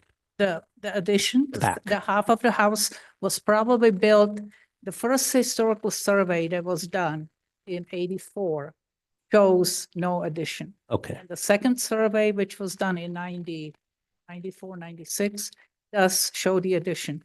Now, we were here 2 months ago in a case of designating primary facades. Why everybody on all this was decided and so on. Right. I'm trying to make the point that as far as, historical preservation, whatever work is done in the backyard is in no way affecting anything that is quote historical. I don't know in what Right. sense. As when we bought the property and saw it, well, actually not bought, it was handed down from my son's father and so on. I mean, it was quite a mess, and something had to be done to prevent the water damage. So he kind of, slapped it together and put up what is there. Now, you look at it and you think, well, this is not Santa Fe style, but it's, what do you say to that? Right. No, I understand. That's exactly what it looks like to me. Someone who was just fixing their house. All there, and it's sort of like saying, what else can be said? I mean, you saw it and you. Okay, so I just want to get the chronology though. So when did your son acquire the property approximately? 3 years ago, but Just 3 years. his father, William Davidson, purchased it in 94. And Okay. he never did any work to it. When he bought it in 94, the addition was on the back. Yes, right? the addition was built sometimes, like I said, between those two surveys. Now, Right. estimate was that it was late 70s or early 80s. Sure. or late And what you mentioned something about a fiberglass overhang. Well- What exactly do you recall being there on the back of the house? It's a photo. If we could see a photo, shows that'd the be great. Original, it does show it somewhere, right? What was In the pictures that I've seen of what was there before, it's green plastic Okay, corrugated, okay, you see that now? Yeah. This is what the back. and it went all along that back about 2 feet, 2.5 feet. This division was put there. To run this unit. It was green plastic corrugated, semi-translucent.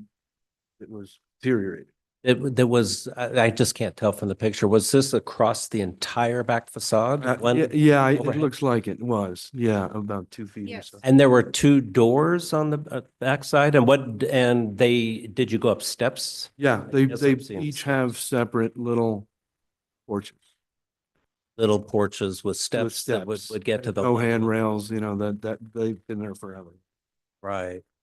And do we think that those, the porches and the overhang were built at the same time as the addition, or is there just no way to? There's no way to, well, they probably were, I would guess. Okay. Had to bet on it, I would say they were.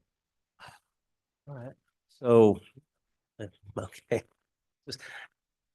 And just to clarify, for the applicant, I don't, the issue that, staff is raising is not so much historic preservation of the house.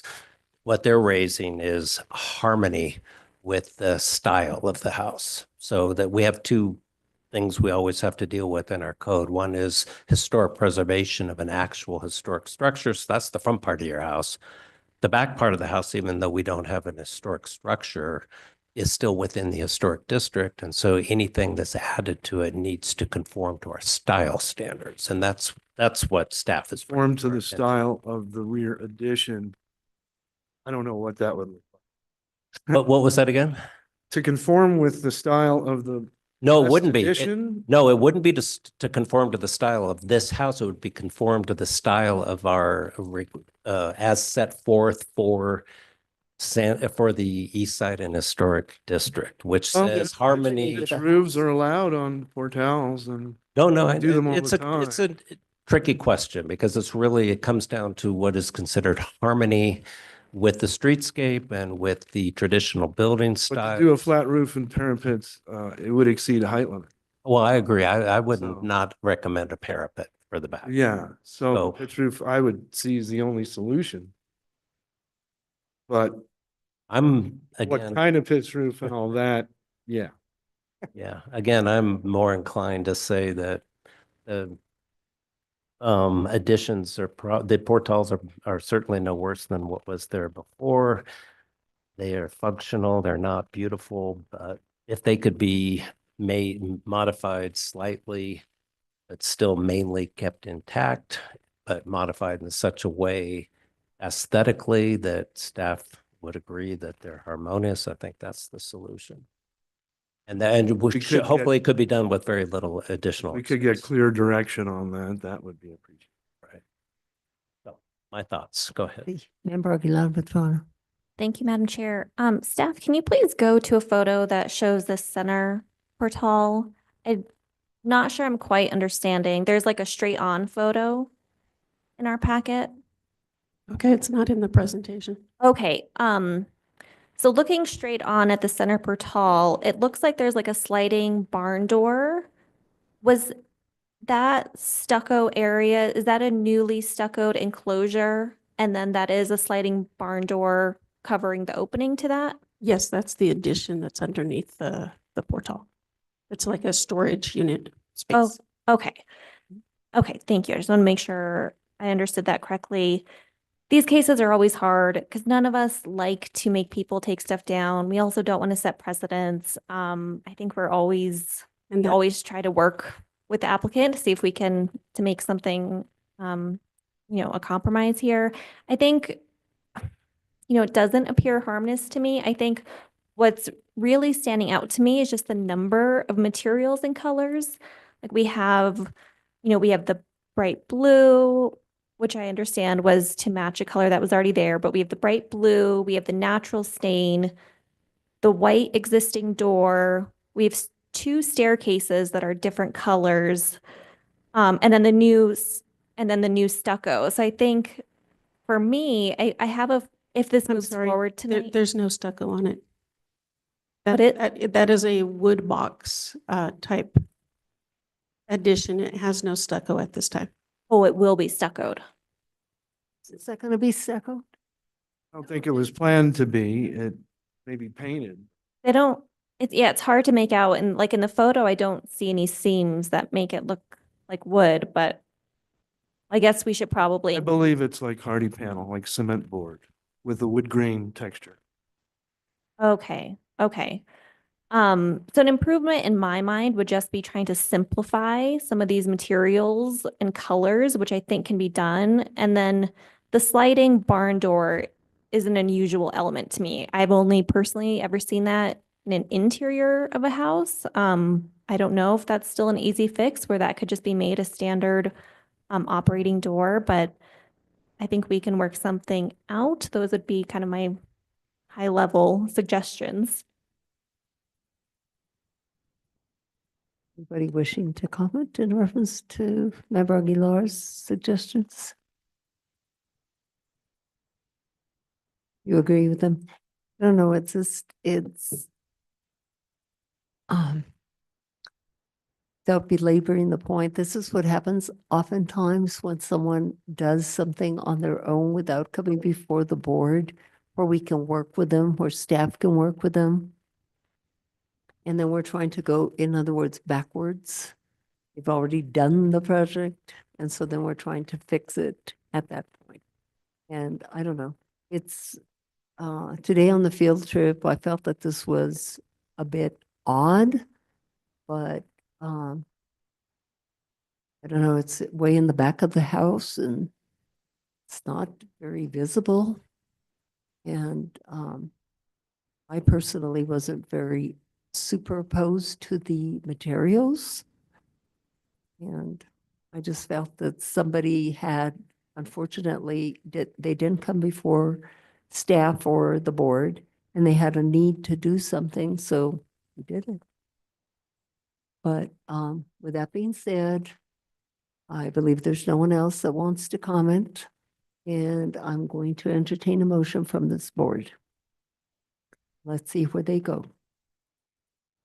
Board members, I open it to a motion. Madam Chair. Member Aguilar Madrano. Quick discussion point. I'm just scrolling through these photos, looking at this new addition in the center portal, and it does, like, I wasn't able to attend the site visit, but it's unfinished, which I don't, and what I'm hearing is that that's how it's intended to remain. I think that has to be stuccoed. Right? I can't imagine that we would permit something to be left in an unfinished state where it's just, you know, these boards nailed together. So I think in my mind, I'm not making a motion yet, but in my mind, that part would need to be finished. I think the sliding door should be removed and converted to a standard door. And then I hate to get into the level of detail of saying like what should be what color to minimize it. Like I don't know if these natural posts should be blue. The stairs would have to be painted if we wanted those to be the same color, which actually it looks like one of them already has been painted. So maybe that is an easy one, that the stairs be painted to match. Either or, as long as they appear the same color. I think they're gonna have to be painted because they look like a synthetic composite material. But any thoughts? Well, I mean, thank you, Madam Chair. Yes, I'm with you. I think you should make a motion with those thoughts. I don't know if we need to micromanage every detail so much as to indicate to staff to work with the applicant along the lines that you just brought up. And for example, I don't know that we need to specify the color of the steps, but I think your point about minimizing the number of different colors and finishes is very important, because that's really one of the major problems with this, is that it's such an eclectic mishmash of different materials that don't cohere. And I really think the basic structure can be salvaged with some of that kind of improvement of the aesthetic appearance of it. Even, I mean, the carving of the posts, for example, is more Taos than Santa Fe, obviously. But if, for example, if they were painted perhaps, or if the other materials were brought back to natural wood, then they wouldn't stand out nearly as much. So I think that pretty much, in my opinion, I'd be happy to see most everything that's there remain, with the kinds of suggestions that you're bringing up that staff would work with to find an agreement. Yeah. Thank That's you. just my view. I will entertain a motion. Please, either one of you looks, you're going in this right direction. And if you want to add any friendly amendments, Thank you, Madam Chair. In case number 2024-009209 HDRB at 626 Gomez Road, I move to approve the application with the condition that the applicant works with staff to reduce the number of materials and colors in the 3 portals. The coyote fence is approved as submitted. I think okay, I think you want to add. If you want to. Sure. If, just please note that I'm continuing my motion. I would like to also add the condition that in the center portal, that the newly enclosed area be finished with stucco to match the existing house. Each I will second, but also with a friendly amendment to consider the replacement of the barn door on that same shed addition. Accepted with as a regular door. accepted as friendly. Anything else to add? Nothing further? So we have a motion and we have a second, and maybe we have a roll call vote, please. Member Mather, Yes. Member Biesheup, Yes. Member Aguilar Madrano, Yes. Member Benvenu. Yes. Madam Chair, the motion has passed. Thank you very much. So if you'll kindly work with staff and hopefully you'll come up with something. Thank you. Last case is located at 505 Apodaca Hill, and I see the applicants are here. And Paul, this is your case. Please present.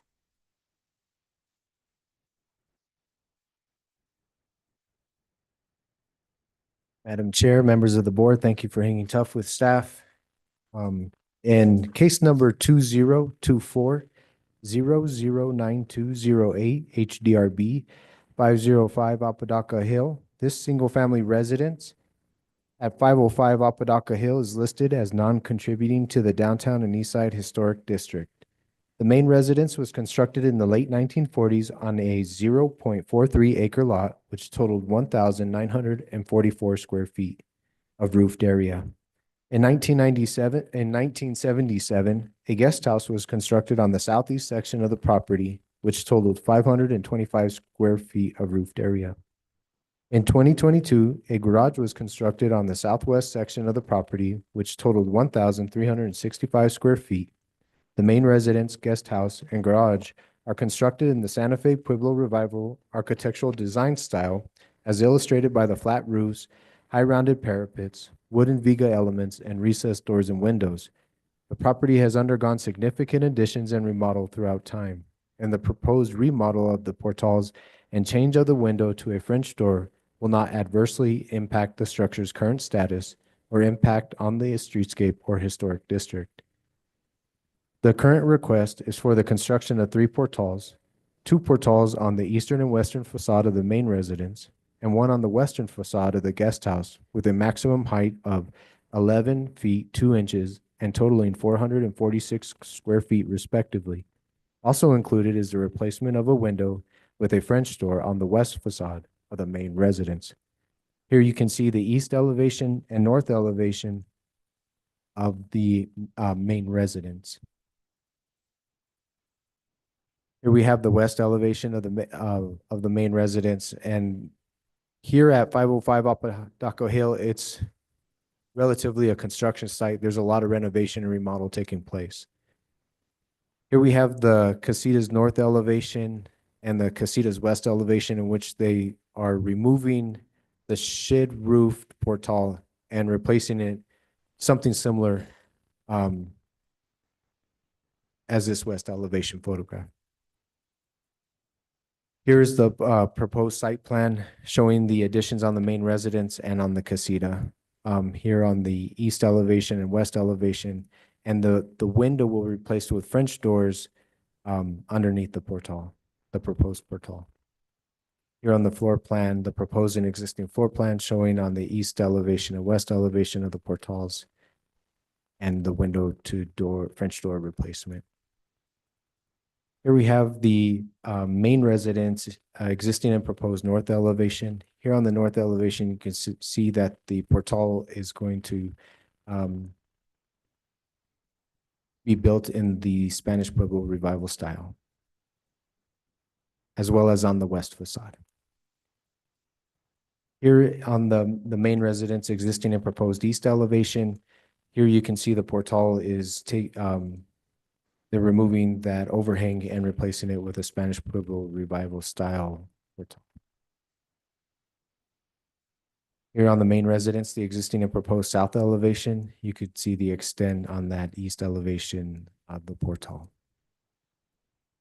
Here on the main residence, the existing and proposed west elevation, the removal of the current window to French doors and the portal over the French doors. Here is the casitas existing and proposed site plan.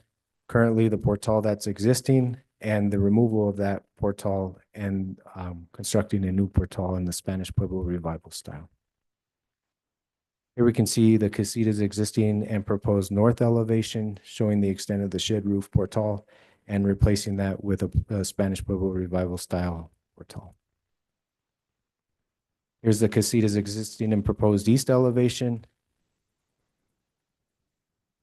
The casitas south elevation, where there'll be no change. The casitas proposed west elevation, showing the extent of the portal.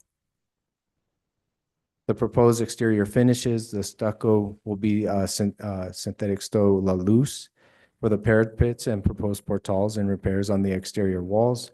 For the proposed portals, it'll be pine vigas, stained dark walnut, pine tongue and groove, light walnut, and Douglas fir posts and corbels will be dark walnut.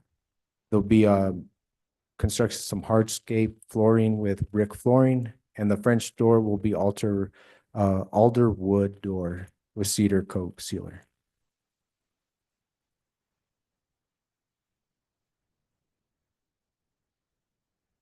Staff recommends approval of the proposed project and finds that the application complies with section 14-5.2D, general design standards for all historic districts, and 14-5.2E, downtown and east side design standards.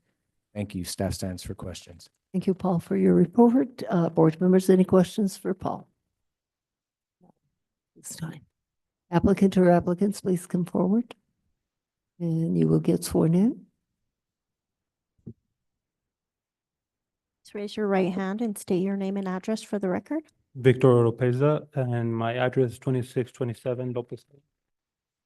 Do you solemnly declare and affirm that the testimony you are going to give in regards to this item is the truth, the whole truth, and do this under the penalty of perjury? Speak up a little. Yes. Thank you so much.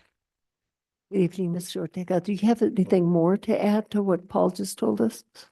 Not really. I mean, she just I don't know if, you guys been on the side.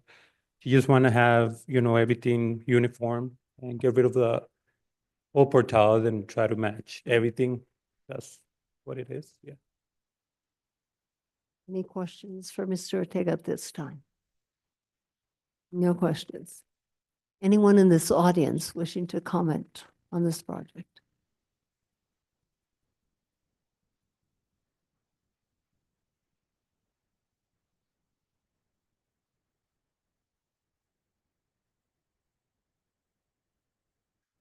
My name is John Eddy again. Thank you. I applaud the applicant for what I see as making great strides in improving the aesthetic of this house. I think that they've moved this in a really great direction, and it is going to enhance the neighborhood as a result. I have one question. How much of these new portales are visible from the public?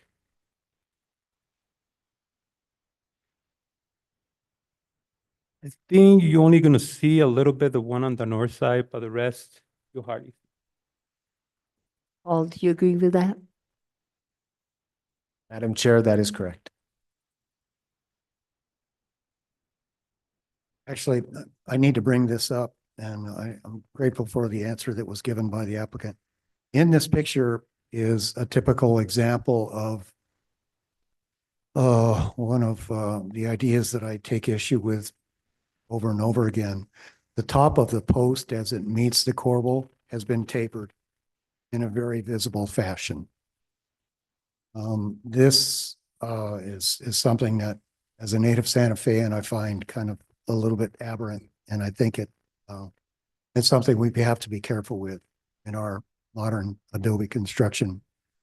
And it's due to the fact that the post is not sized to meet the size and the dimension of the corbel.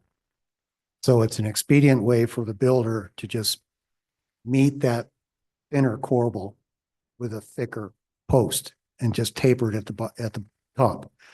And I call it kind of a pencil sharpener approach. When this is visible in town, we really have a problem because, as I've stated, and I'm being rather strident in this, it's an aberrant architectural approach, and it's an approach that builders use just to get it done.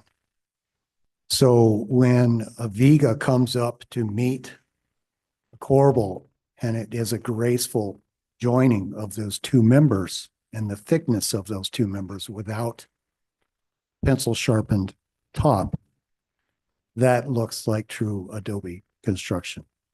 So I just wanted to caution the builders wherever these are visible, that they try to avoid that.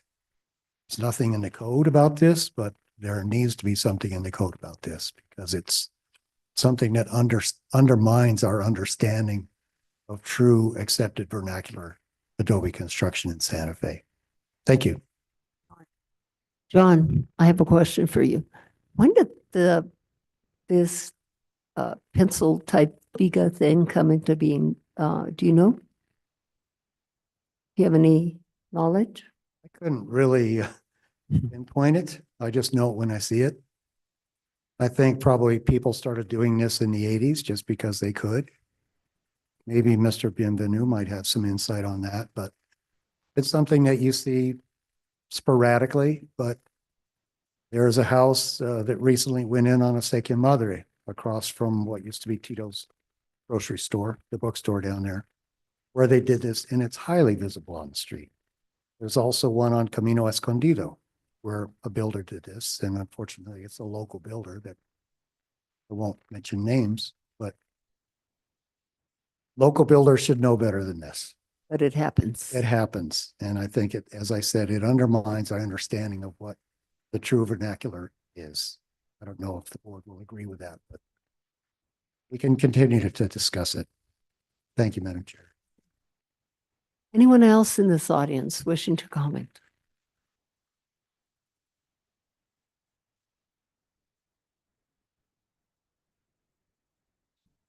Elizabeth West, okay.